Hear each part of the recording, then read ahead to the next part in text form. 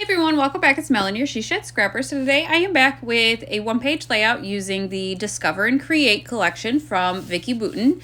I am going to piece together my background.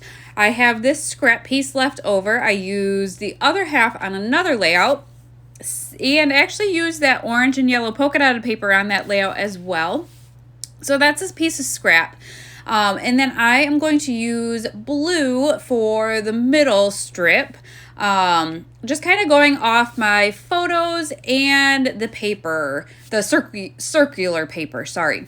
So I am going to, like I said, piece it together. I decided once I cut the blue that I wanted the blue to be wider. So I unfortunately had to go back and cut another sheet. But I am going to line it all up on my Versamat here, which came in so nicely. So I tape it all and then just made sure they were kind of all lined up and then just taped the blue paper down.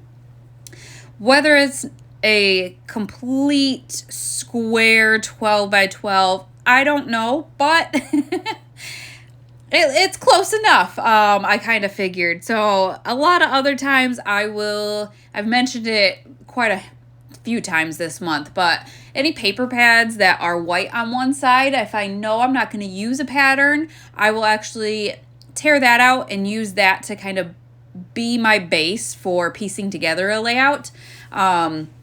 But I currently don't have a stash. I've used them all up. So instead I decided the pieces were thick enough that I would just try to kind of piece them all together using my Versamat there. So what I am documenting today is, there's 3 photos. One, I have kind of a screenshot of the YouTube video my son decided to follow along with. It is like a painting video. The second photo is him actually painting and using his iPad to follow along with that video. And then the third one is his final product. This was probably 2 years ago, so I think he was probably 6. And I was just proud of him. I thought he did a really nice job. I don't know if we still have this painting or not. However, I have it documented, so I guess that's what matters, right? I chose this collection for the colors and the kind of art theme. Color Study had, painting supplies too, but they were just such bright colors that I loved like these deep, rich colors more for the photos. So I went with this one and I'm so glad I did. So the Papery collection, or ephemera, it is quite a large pack. It has really thin embellishments and washi stickers. So the paint palette at the top and then the paints at the bottom are from that Papery.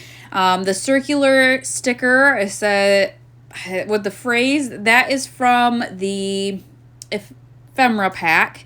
And then I'm using the foam stickers for my title and then that giant and I'm not sure where that came from. Which pack. There was a little kind of like plus sign and, but I liked using the ampersand instead. I think I said that right. It was just larger and, I don't know. I felt like went with the title a little bit better and filled in that space really nicely. So this layout really came together pretty quickly. I had picked out the embellishments, or most of them, beforehand.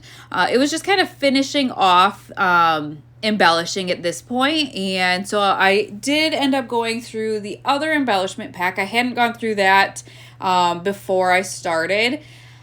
I had just gone through the Papery pack, I think. And in this one, there were paintbrushes and, again, another paint palette and whatnot.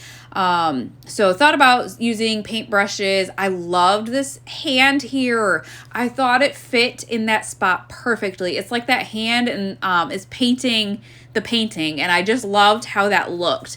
So that was a no-brainer, adding that right there. You could see that I didn't hesitate. I put tape on it and stuck it down. Then at the top, I just felt like I wanted something else up there. And so there was that large paintbrush, but decided, I think, or at least I think I decided, is too Oh, no, I do use it. Okay, I thought I went with a smaller one, which the big one is okay because there was excess on that photo because it was a screenshot of an iPad. There was excess that I could cover up. So I did use that larger paintbrush, added a foam phrase sticker there.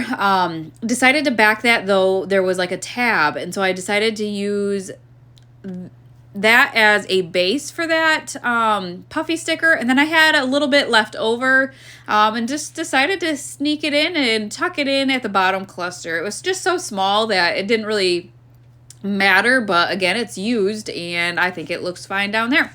So just going through, this is the sticker book. I like this sticker book a lot. It's different than a lot of the other ones because there is kind of a color scheme, I guess. So you could see like one page is blues, one are the oranges and the yellows, one's green, one's purple.